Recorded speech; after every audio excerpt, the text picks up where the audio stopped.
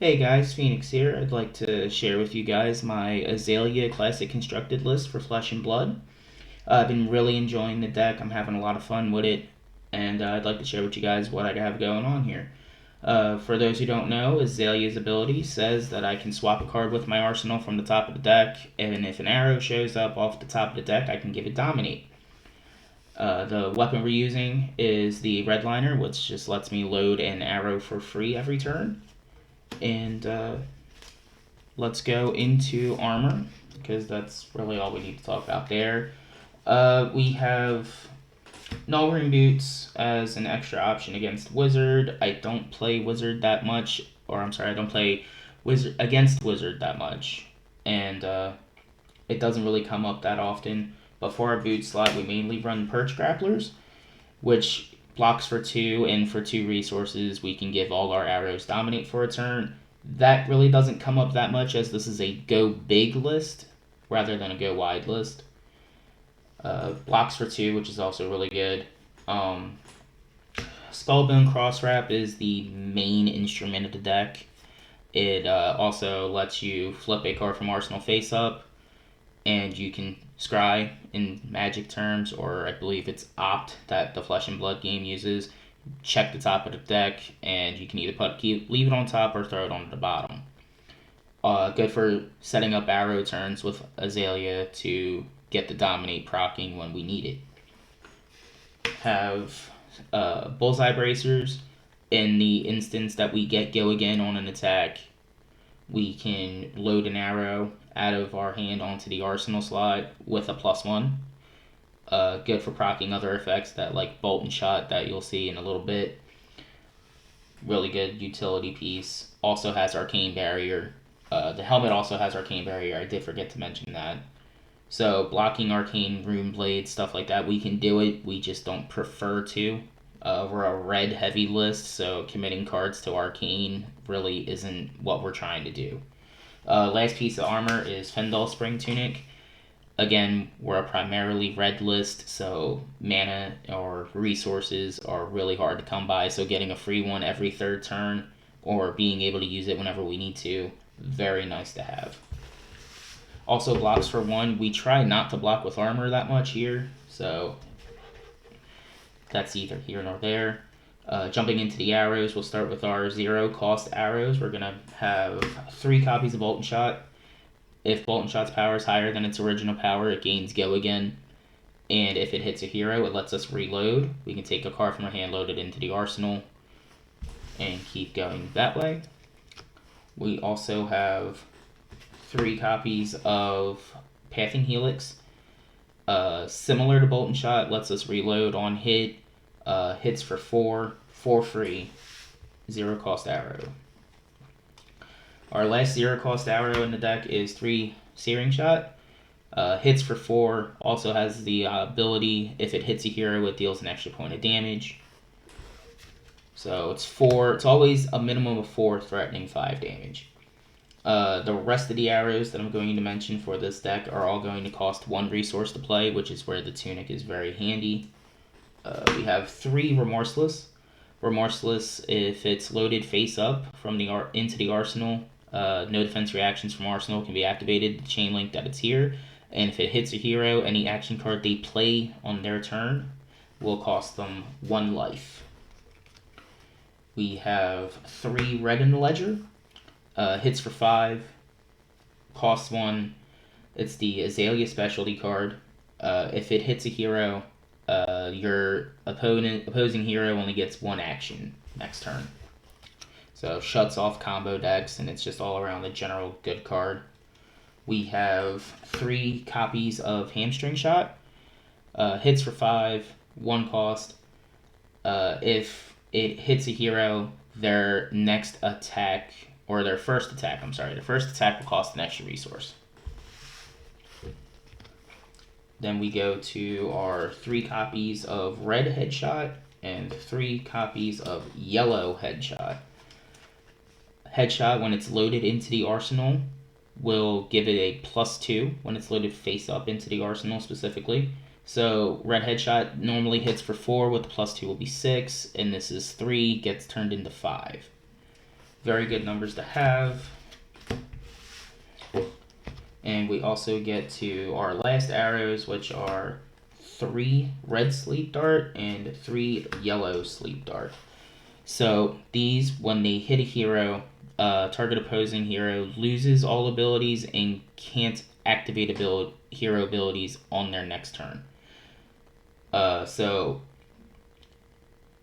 very matchup dependent, but these are my flex arrows. Depending on who I'm facing, I will take these in or out. And that's all of our arrows. Moving into our buffs, since, like I mentioned earlier, we are a go big deck. We will have 3 copies of red Overflex and 2 copies of the yellow Overflex. They cost 1, block for 2.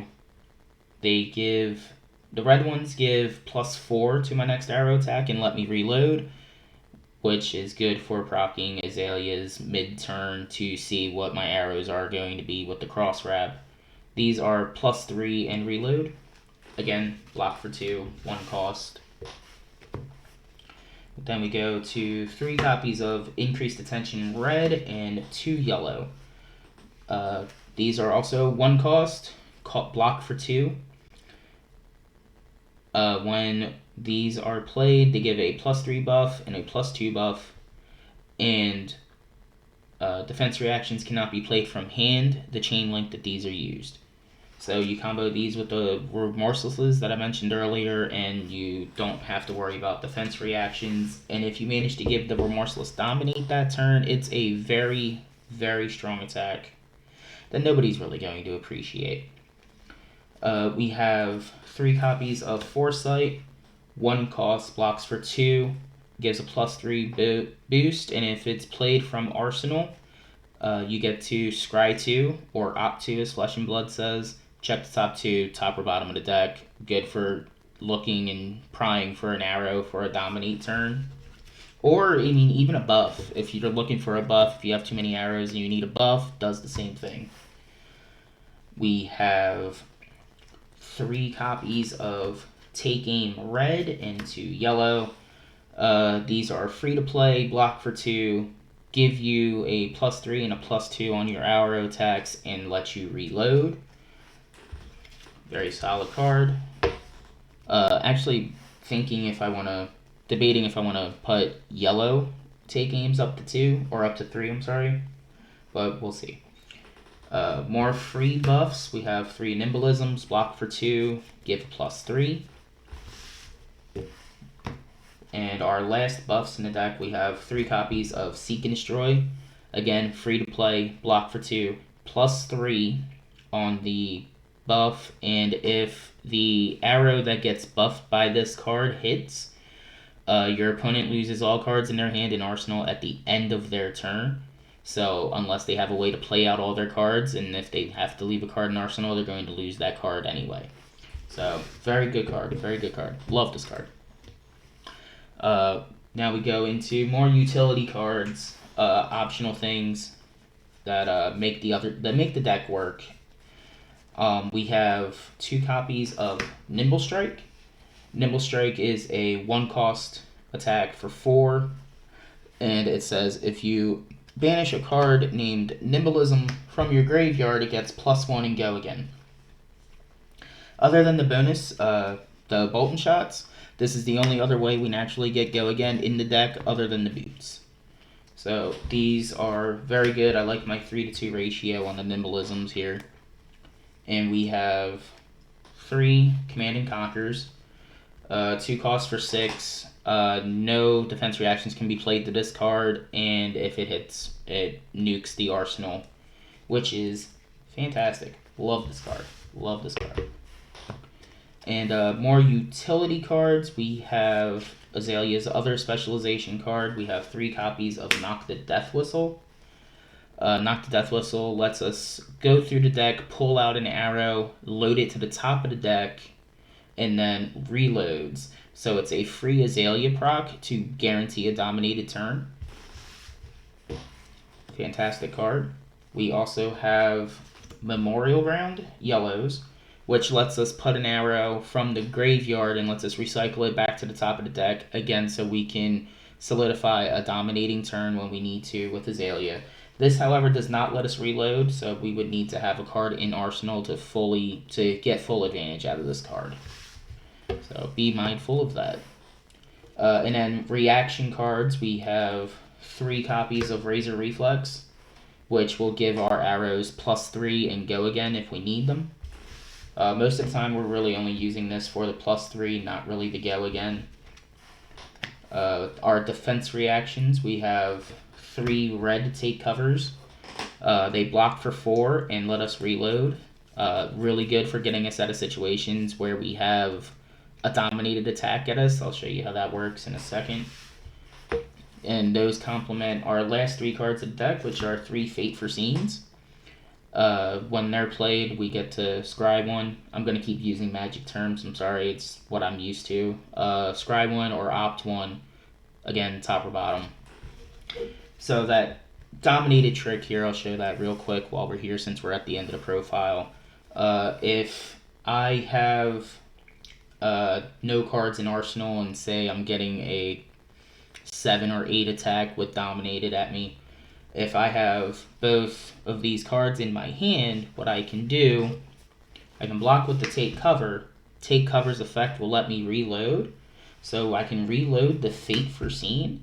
And then since dominate only says I can only block with 1 card from hand, since I've loaded this into my arsenal, I can still block with this. Scry 1, set up for next turn, and I've blocked 8 damage there, getting around dominate.